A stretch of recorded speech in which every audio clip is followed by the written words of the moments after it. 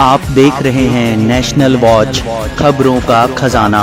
नमस्कार दोस्तों, देश में लोकसभा चुनाव 2024 के साथ साथ उत्तर प्रदेश में विधानसभा के उपचुनाव भी हो रहे हैं।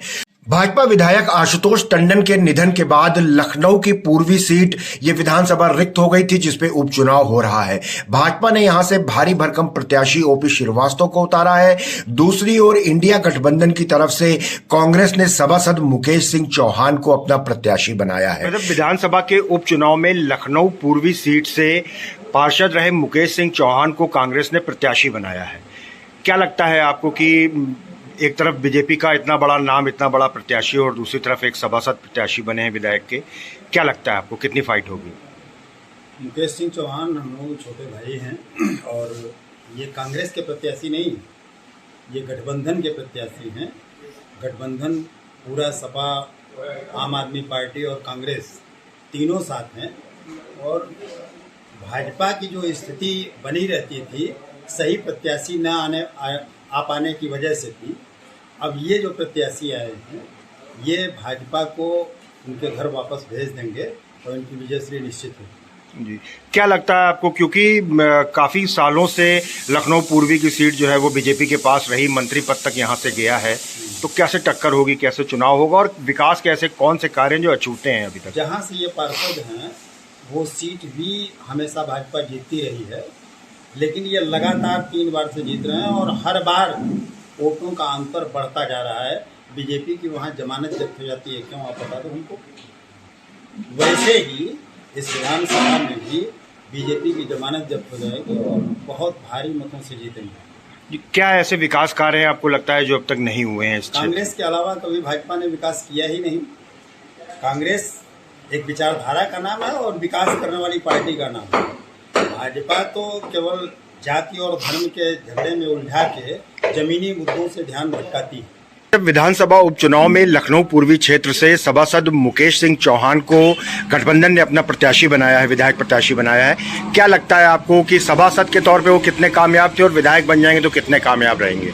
नहीं, देखिए, जैसा सुनने में आता है कि भाई मुकेश सिंह चौहान का इस्माइलगंज के एरिया में उनके मतलब कार्यों से जनता वहाँ बड़ा प्रसन्न रहती है। इस वजह से मतलब धीरे धीरे पूर्वी में माहौल बन रहा है कि मुकेश सिंह चौहान का जो है मतलब भाजपा को तो लोग काफ़ी दिन से देख रहे हैं, उनके प्रत्याशी जीतने के बाद क्षेत्र में आते नहीं हैं और अपना उनको ये लगता है कि हमारे पास तो ये सीट मुस्तैनी है ही, हमको मेहनत करने की कोई ज़रूरत नहीं।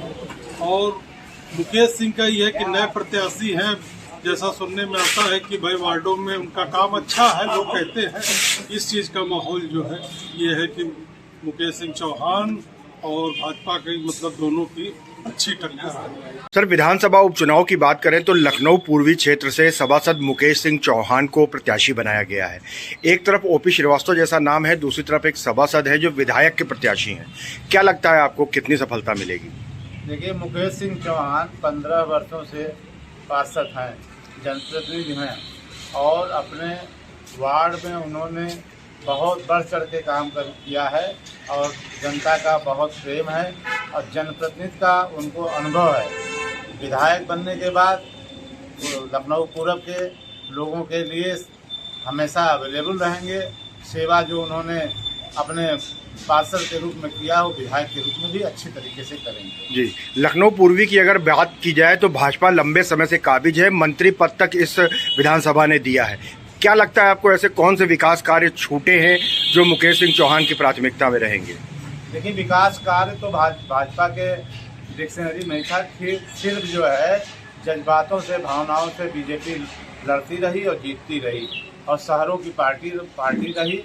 अनायास अनवरत वो जो है जनता के बीच में भ्रम पैदा करती थी, आपस में बंटवारा करती थी, उस नाते वो जीतते थे। लेकिन मुकेश चौहान जमीन का आदमी है, विकास के रग रग से वाकिफ है। लखनऊ पूरब के लोगों को जो भी ज़रूरत पड़ेगी उसमें वो बढ़कर तन मन धन से खड़ा होंगे। मुकेश जी, पूर्वी विधानसभा सीट की हम बात करें तो लंबे समय से भाजपा इस पर काबिज रही है, मंत्री पद तक इस सीट ने दिया है। फिर भी विकास के ऐसे बहुत सारे कार्य हैं जो छूटे हुए हैं। अगर आप जीत के आते हैं तो आपकी प्राथमिकता में वो कौन से विकास कार्य होंगे? पूर्व विधानसभा में सड़कें बहुत खराब हैं, शुद्ध पेयजल लोगों को मिल नहीं रहा है।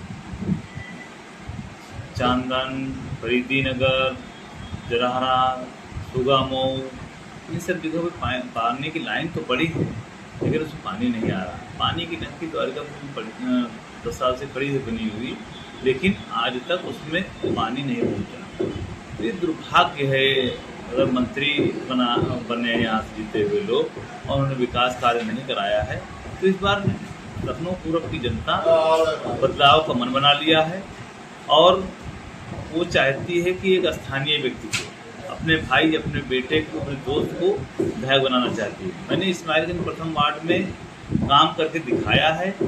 पूरे विधानसभा में इस्माइलगंज प्रथम वार्ड का जो डेवलपमेंट है उसको विकास के मॉडल को लेके मैं जनता के बीच में जा रहा हूँ। जनता मुझे बहुत प्यार और स्नेह दे रही है। इस बार जनता बदलाव के मूड में है। जी मुकेश जी, अगर बात करें कि चुनावी टक्कर की, तो आपके सामने ओपी श्रीवास्तव जैसा नाम है, तो किस तरीके से इस लड़ाई को लड़ेंगे? क्योंकि उनको धनबली और बाहुबली बताया जा रहा है, तो ऐसे में ये लड़ाई कैसे आप लड़ेंगे? लखनऊ पूर्व विधानसभा की देवतुल्य जनता इस बार एक नौजवान को एमएलए बनाना चाहती है और इस सीट से न सरकार बनने जा रही है न बिगड़ने जा रही है। उनको ये मालूम है कि एक ऐसा विधायक बनाना है जो हमारे बीच में सुख दुख में रहे, क्योंकि आज तक बीजेपी का कोई भी विधायक लखनऊ पूर्व विधानसभा देवतुल्य जनता के बीच में नहीं गया है। तो इन लगभग 20 सालों में वो उपेक्षित होती रही है।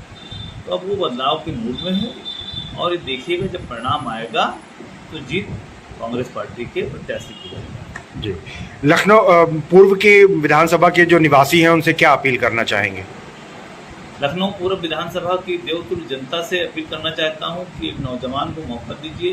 जिस तरह मैंने इस्माइलगंज प्रथम वार्ड में काम करके दिखाया है, विकास किया है, उसी तरीके से मैं लखनऊ पूर्व विधानसभा के सभी वार्डों में डेवलपमेंट की गंगा बहाऊंगा। एक रोल मॉडल के रूप में विधानसभा को डेवलप करने का प्रयास करूंगा। दोस्तों, लखनऊ में 20 मई को वोटिंग होनी है और वोटिंग होने के बाद जब नतीजे आएंगे तभी पता चलेगा। जीत का दावा तो सब कोई कर रहे हैं, लेकिन मतदाता के मन के अंदर क्या है ये तो मतपेटी खुलने के बाद ही समझ में आएगा। बहुत बहुत धन्यवाद दोस्तों, लगातार बने रहिए नेशनल वॉच न्यूज चैनल पर।